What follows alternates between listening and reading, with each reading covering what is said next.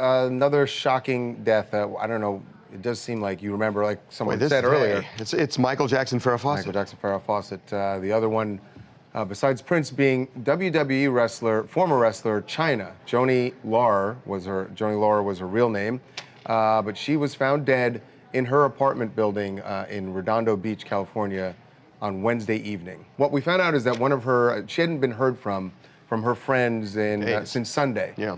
And finally, somebody went over on Wednesday evening to check on her and found her dead in her bedroom.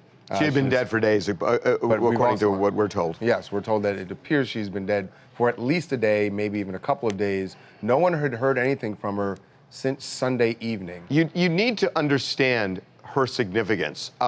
She was transformative in the world of wrestling, which is a huge world. And, you know, before her, women just were kind of a sideline in this whole business.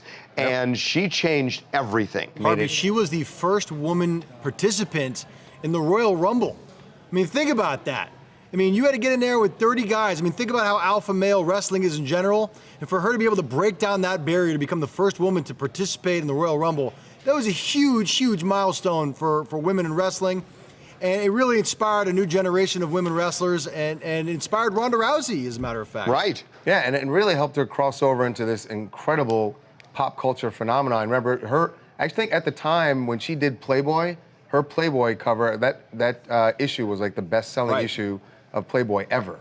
Yeah. So she had a lot of crossover appeal. She also struggled with a lot of addiction issues later in life, and she was did a few reality shows, Surreal Life, but she also did a rehab show. Celebrity Rehab with Dr. Drew. Yeah. And you know, look, I mean, she did a sex tape, and a lot of people were saying, "Oh God, is this really the person that she did 6 sex tapes actually?" Yeah. And so, you know, it was controversial, and now there are people in wrestling saying, "Do we really want to put her in the Hall of Fame? You know, is she the?" But the fact is, she is undeniably a huge, enormous figure in the history of wrestling. And, you know, I mean, the male equivalent is, you know, it's Hulk Hogan. Yeah, it's Hulk Hogan. She's the female It's equivalent. female Hulk Hogan. She did for women in wrestling what Hulk Hogan did for the sport of wrestling, right? I mean, she's a trailblazer. She's a pioneer.